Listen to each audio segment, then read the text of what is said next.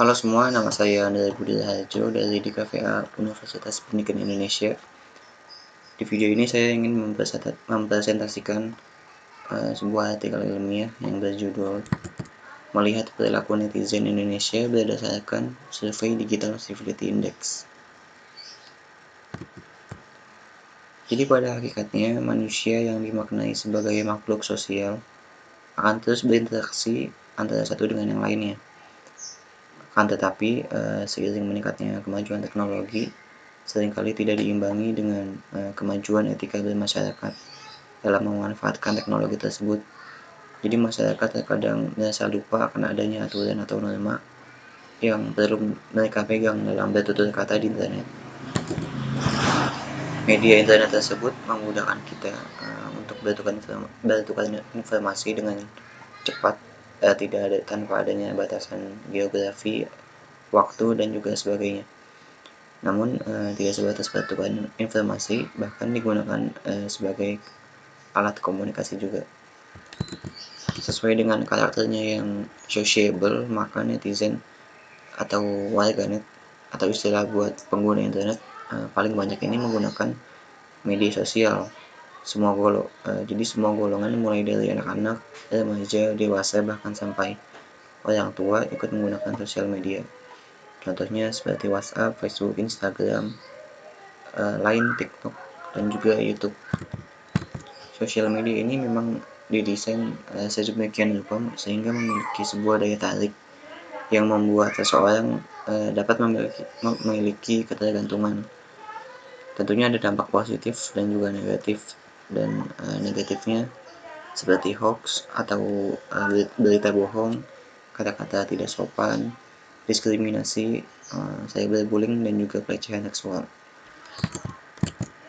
Beberapa dampak tersebut ini sesuai dengan penelitian yang dilakukan Microsoft yang berjudul Digital Civility Index. Jadi penelitian ini mengukur tingkat kesopanan di internet pada netizen di beberapa negara di dunia, yang termasuk adalah Indonesia.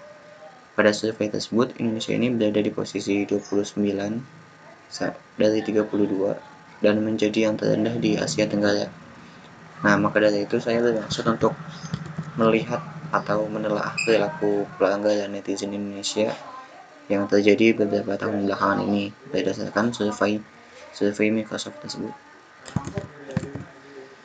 Metode yang digunakan adalah teknik studi literatur, yaitu mengumpulkan data dengan mempelajari berbagai sumber-sumber pustaka seperti buku, jurnal, dan juga artikel-artikel terdahulu.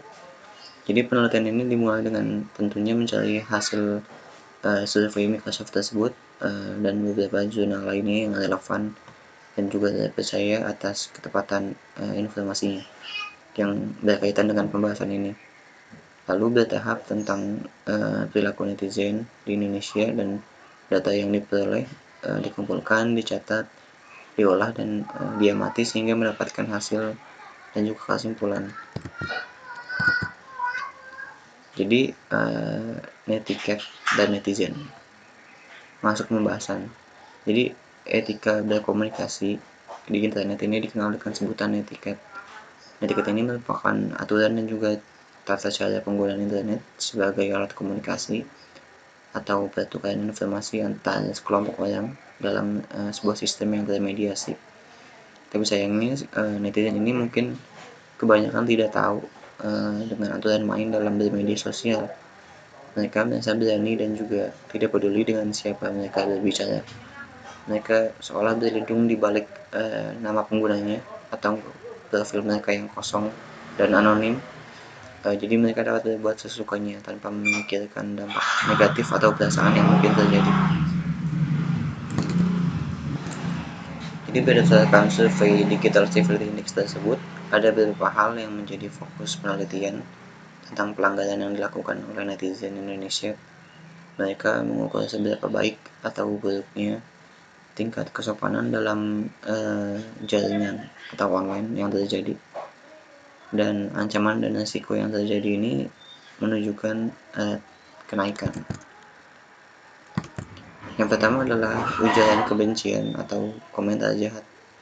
Jadi orang yang melakukannya mungkin disebut ada istilah keyboard warrior atau ya jadi dia hanya bisa menggunakan keyboard untuk memaki mereka yang sering kali memaki lawan bicaranya di sosial media menggunakan kata-kata kasar dan tidak sopan, bahkan sampai membuat fitnah untuk menyerang pribadi seseorang. Jadi berdasarkan survei, hal ini meningkat mengingat dampak dari pandemi yang membuat banyak orang stres dan terkena masalah dan ingin melampiaskan hal tersebut di internet. Yang kedua adalah perlindungan cyber atau cyberbullying. Jadi merupakan salah satu pelanggaran yang melakukannya dengan sadar dan merugikan orang lain, seperti memaki, menghina fisik. Jadi membuli atau merundung ini dilakukan netizen ketika dia melihat seseorang melakukan kesalahan. Jadi tidak peduli apakah mereka mengenalnya atau tidak, bahkan terkadang netizen ini cenderung hanya ikut-ikutan dan tidak tahu masalah sebenarnya. Selanjutnya adalah berita bohong atau hoax. Jadi sebuah kabar bohong yang informasi sumbernya ini tidak jelas, tapi dibuat seolah-olah benar sehingga memicu suatu konflik. Penyebaran hoax ini seringkali didasari atas kepentingan suatu golongan untuk menjatuhkan lawannya. Jadi hoax ini sangat berbahaya jika tidak disadari dan juga terus disebarkan. Biasanya pesan hoax ini melalui grup WhatsApp yang tidak terdapat sumbernya sama sekali dan kesannya hanya menakut-nakuti saja. Selanjutnya adalah kejahatan seksual yang merupakan pelanggaran hak terhadap korban, misalnya mengirimkan, menyebar video, foto, atau bahkan mengancam korban terkait hal-hal seksualitas. Terjadinya kejahatan ini tidak memandang gender, baik laki ataupun perempuan dapat mengalami. Selanjutnya adalah diskriminasi atau menghina seseorang berdasarkan suku, ras, agama, dan juga antar golongan atau disebut sara. Juga merupakan pelanggaran hukum yang kerap dilakukan oleh netizen Indonesia. Jadi tidak heran kita melihat hal-hal tersebut yang merupakan pengaruh dari beberapa perilaku netizen Indonesia tersebut. Ini membuat kita berada di posisi paling bawah di Asia Tenggara berdasarkan survei tersebut. Jadi sebagai generasi muda yang akan memimpin pergerakan kedepannya, sudah seharusnya kita bisa membangun lingkungan internet yang lebih baik dan juga sehat. Lalu ada 4 prinsip yang dapat diberikan oleh Microsoft untuk bisa diterapkan netizen. Yang pertama adalah Golden Rule, untuk bisa bersosialisasi dengan empati, kasih sayang, dan juga kebaikan dalam setiap interaksi, dan perlakukan semua orang secara dalam online ini secara bermartabat dan juga hormat. Yang kedua adalah menghormati perbedaan, untuk bisa mengapresiasi adanya perbedaan budaya, menghargai perspektif atau sudut pandang, dan menghindari menyerang secara pribadi. Yang ketiga adalah pause atau jeda.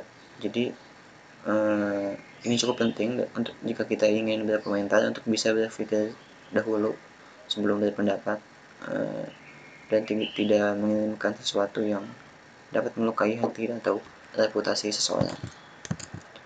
Yang terakhir adalah membela diri dan juga orang lain. Jadi kita perlu berbicara jika kita merasa tidak nyaman dan aman, dan jika kita melihat hal-hal yang dirasa tidak baik, kita perlu menawarkan bantuan untuk mereka yang menjadi target atau korban dan melaporkan aktivitas yang mengancam keamanan. Kesimpulan adalah perkembangan internet dan juga sosial media ini kan memberikan kita pengaruh yang cukup besar pada kehidupan orang lain juga. Pertukaran informasi dan juga komunikasi bergerak dengan cepat tanpa adanya batasan. Netizen sebagai pengguna internet sudah seharusnya memanfaatkan kemajuan ini dengan etika dan juga sopan santun yang tinggi terhadap sesama pengguna internet. Namun faktanya, melalui survei yang dilakukan Microsoft menunjukkan bahwa netizen ini cukup banyak melakukan pelanggaran yang dapat mencederai orang lain. Jadi kita sebagai generasi penerus, kita perlu berkaca dan memperbaiki keadaan ini dengan mempelajari, mencegah, dan juga melaporkan keburukan yang masih terjadi di sosial media. Jadi itu saja, terima kasih. Sampai jumpa.